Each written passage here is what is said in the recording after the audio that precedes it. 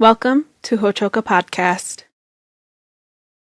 Hello, Mitakuyepi, and welcome to Hochoka, here at the center of St. Joseph's Indian School campus. I'm Scott Wooster. I'm glad you have joined our circle to hear from Otis Cosgrove, who is now in his 22nd year as a house parent here at St. Joseph's Indian School. In part one of this two-part series, we learn exactly what a house parent does. So, Otis, it's good to have you here at Hochoka today. Good to have you too. Yeah. So Otis and I have been working here. I said in the intro that you've been here for 22 years now. And Otis and I have worked together for quite some time. Doesn't seem that long, does it? It doesn't. No, it goes by quickly. But Otis and I have our roots in Lyman County and just across the river here. So we've got a lot in common, and we've been working with a lot of the same students here for a long time. What made you decide that you wanted to come to St. Joseph's Indian School? What made you decide that you wanted to work here?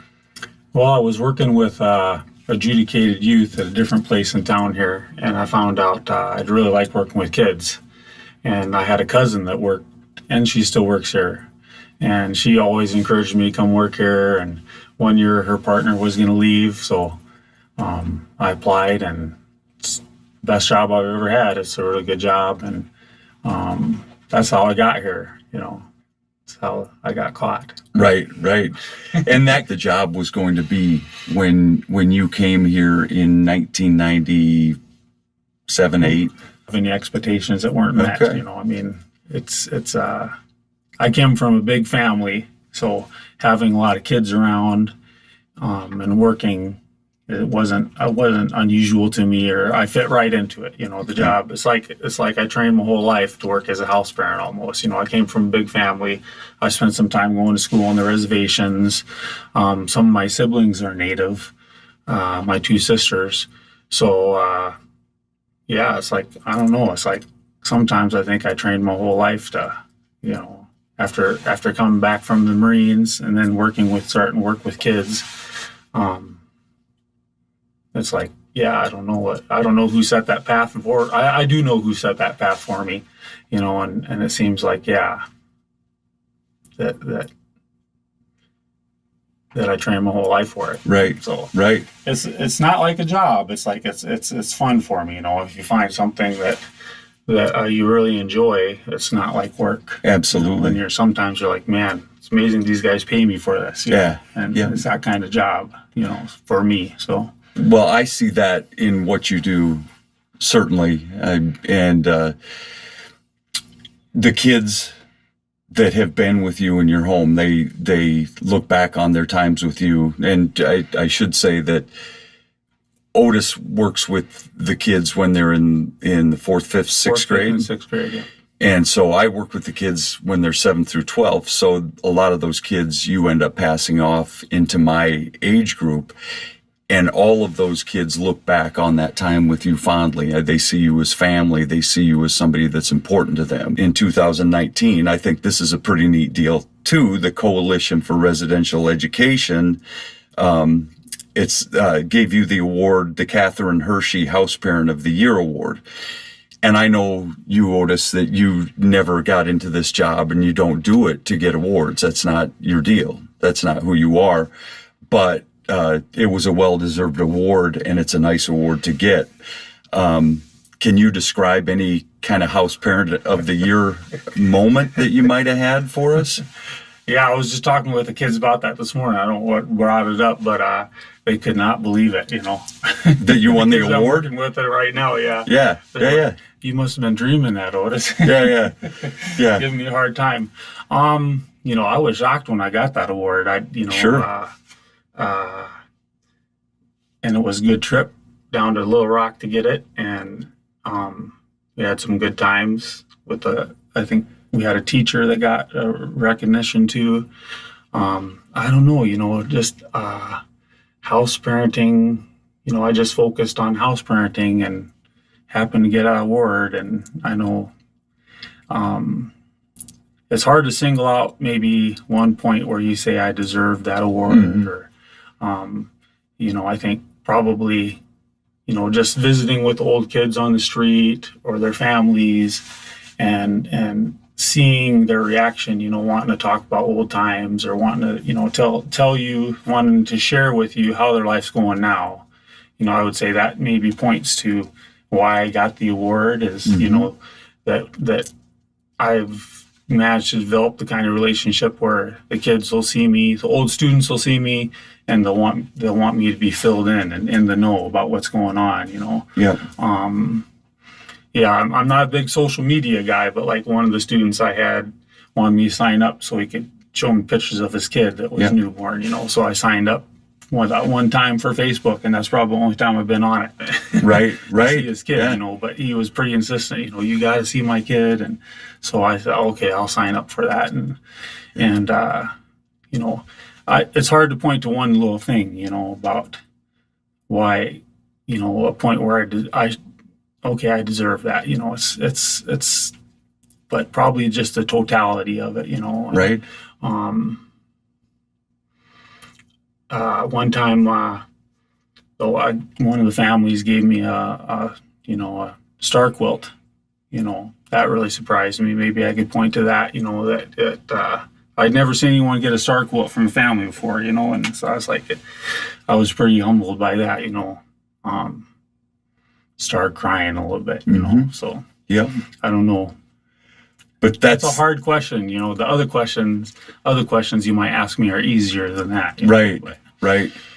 But again, you don't do this job for the awards, and you do it humbly, and you always have.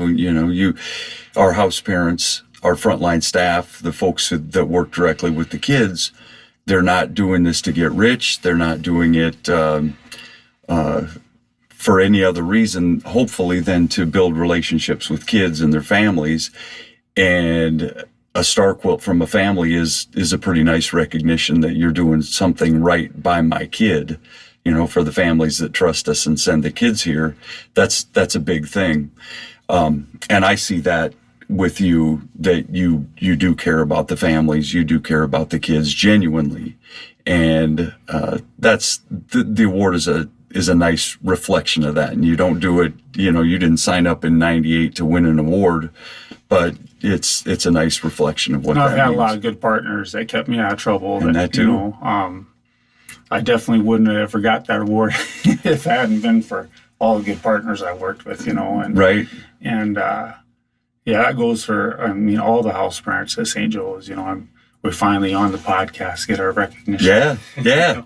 And I'm glad there's a lot of good people here, and I work in my community, 4th, 5th, and 6th grade community is a good community, and that's part of the job and the fun is all the different kind of people that come here and you get to know and work with, and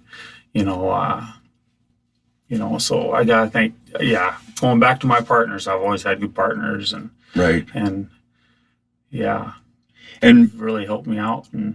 And maybe it's worthwhile just in a real quick nutshell, just to explain, when you do your work in the home, you're working with how many kids, how many students? 12. We got 12 kids in a home, and there's 2 adults. We work for 6 days. So that would be the partner you're talking about. Yep. You're feeding them, and when the kids aren't there, you visit with your partner about the plans for the day and how things went and things you might do differently, and we can talk about the kids that might be having trouble, what you can be doing differently to help them out or have a breakthrough, or and you talking to them while the kids are there too. Your partners, you're laughing with them, you're joking with your partner, and the kids see that, and they want to join in on that fun. If you have a lot of laughter and jokes and fun and kidding and teasing even your partner, and it's so not only do you get the pleasure of knowing the kids and their families and getting to know that partner you work with, but there's a lot of couples at St. Joe's too. I'm single, but there's couples that come to work at St. Joe's, and people come to St. Joe's as a house parent to want to help kids, so you got that in common. And I've never had a partner I didn't get along with and couldn't joke with, and and you help each other out. So good. Parents are our kids' first teachers, and you work in a partnership with the parents of the kids that we have, and that's one of the fun things about the job. Tell us what it's like for you to work alongside parents. Work alongside, you learn so much from them, and they'll do things for you, like they'll bring in goldfish. We had a grandma that brought in some goldfish, and we got to take care of them. Sometimes we've had people bring in garden vegetables, so you got to be open to that kind of stuff. Working with parents is awesome. You get to learn a lot about different parenting styles, and that's one of the big parts for me. The job is learning from the parents, and getting to know them, inviting them into the homes, and petting their dogs and stuff, and learning the pets' names. Like they'll come up and they'll drop off their kid, and they'll have a puppy in the truck with them, and now it's 2 years later, and it's a big dog, but he still wants to be petted.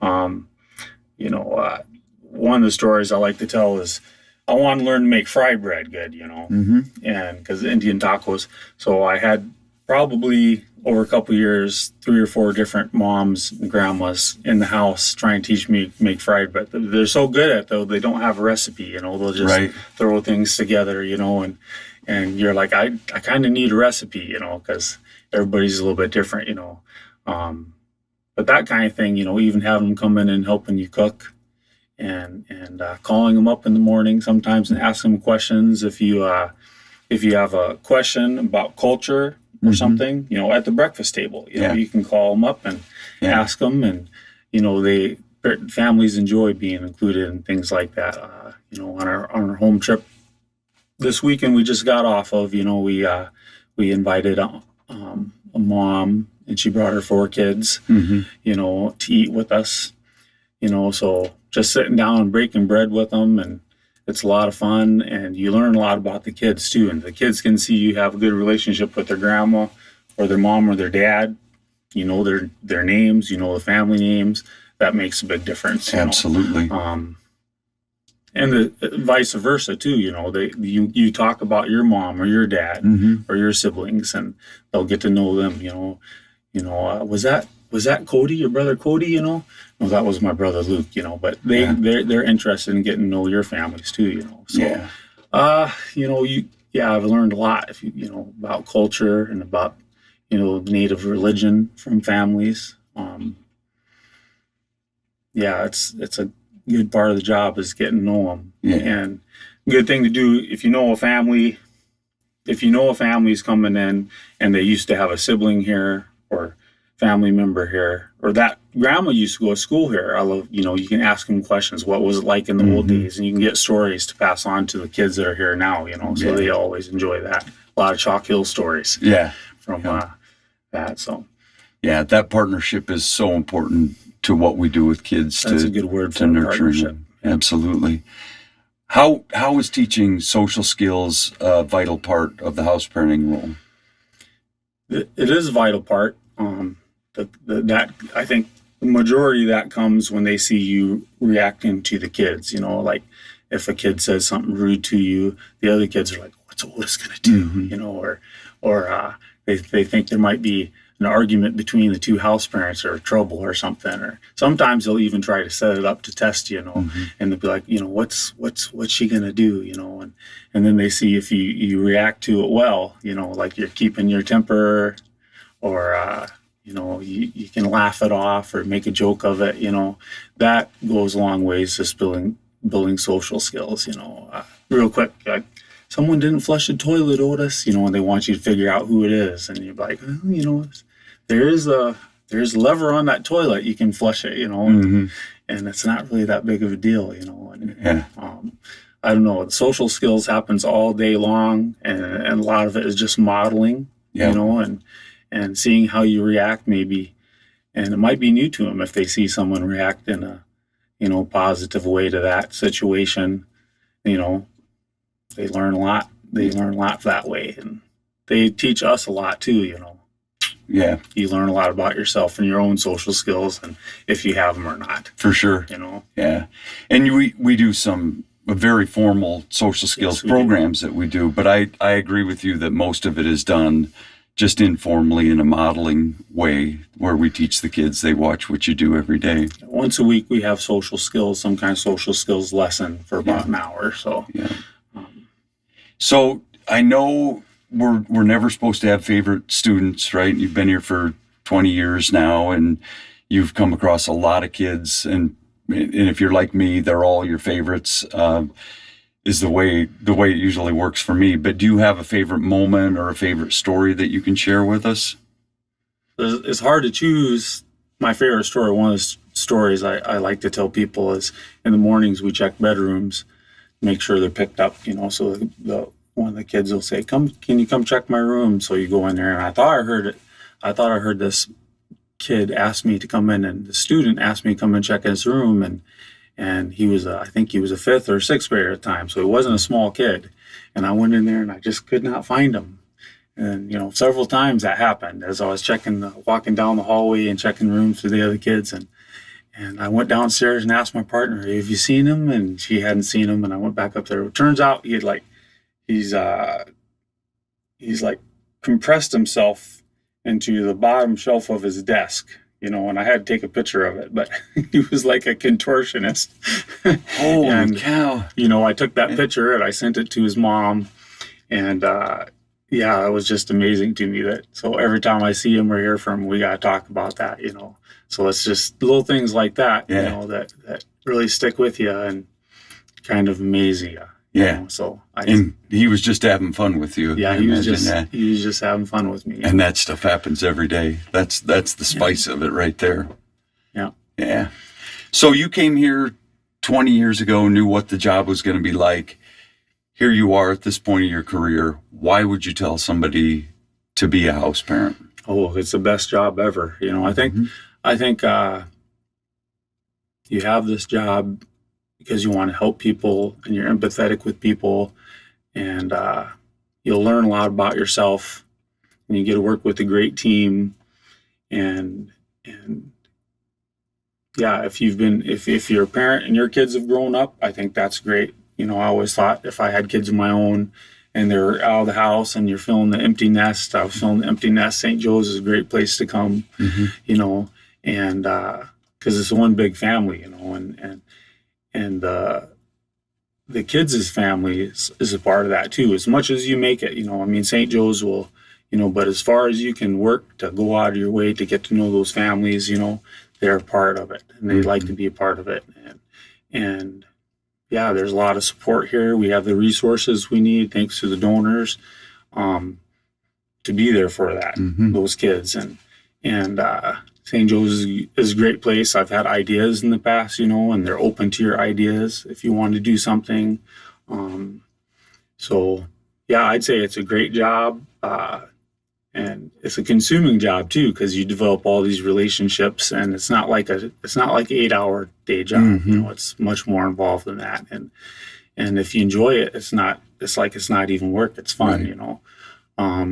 You can come in and share your talents, and if you like to fish, for instance, you can take the kids fishing. These guys and these girls are just, you can teach them whatever you're into, and they'll be into it too. If you're enthusiastic about something, that'll bleed over to the kids, and I don't know. It's just like there is no negatives that I know of, and I think I'm from South Dakota, so there's that. I didn't have to move or uproot my life, but I think if people did, it's a good community to move into, the community of Chamberlain too, very open, and maybe that's part of St. Joe's has been here so long. We've gotten people from outside the community has moved here, so Chamberlain's used to making people part of the community, I think, so I don't know if that answers your question. It does. It off on a tangent. Nope, it answers it perfectly, and I love that pride that you feel about it, because that's what I have too, is that same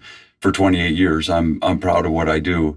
So Otis, thank you so much for what you do here at St. Joe's. You and the house parents are the backbone of this place, certainly, and the kids, their families, and we all appreciate what you do for those kids, and you do a great job, and it's great to see somebody take that much pride in what you do. And I think the house parents, I think I can speak for the house parents. It's, it's a pleasure. It's like, it's someone says thank you, like you just said, what you end up thinking is it's all my pleasure. It's been, so. Yeah, that's great.